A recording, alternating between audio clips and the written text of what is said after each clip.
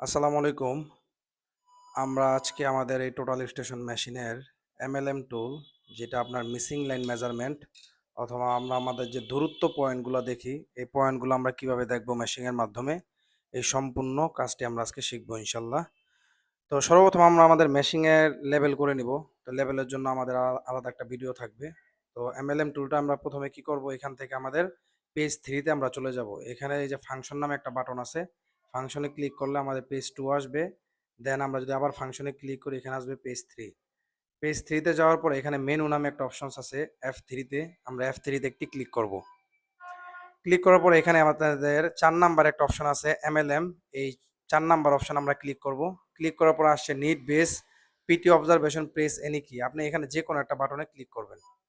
আচ্ছা, ক্লিক করার পরে এখন আপনি সাপোজ ধরেন আমরা ওয়ালের এই কর্নার থেকে, এই যে আমাদের মেশিনটা যে বরাবরই আছে, এই কর্নার থেকে আমরা আমাদের এই কর্নার পর্যন্ত একটি লাইন নিব এখানে। তো আমরা প্রথমে কি করি, এখান থেকে আমাদের লেজার যে পয়েন্টটা আছে এটা আমরাকে অন করে দিই। আমাদের যে লেজার পয়েন্টটা মেবি আপনারা দেখতে পাচ্ছেন এখানে। তো লেজার পয়েন্টটা আমি যখন ফিক্সড করলাম, এখানে আমি মেশিনটাকে এই যে এটাকে ঘুরাইয়া এটাকে আমি এই সাইডটাকে আমি ফিক্সড করে দিলাম। দেওয়ার পর স্কেপে ক্লিক করলাম। ক্লিক করার পর এখন আমি এখানে অবজারভেশন দিব।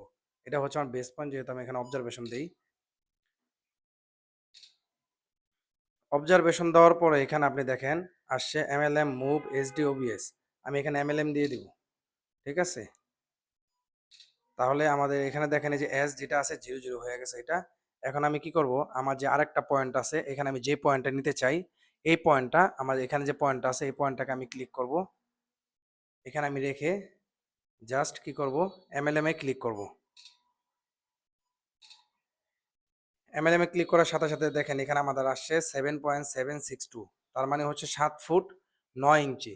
ঠিক আছে? 7 ফুট 9 ইঞ্চি আমাদের এখানে হাইটটা আছে।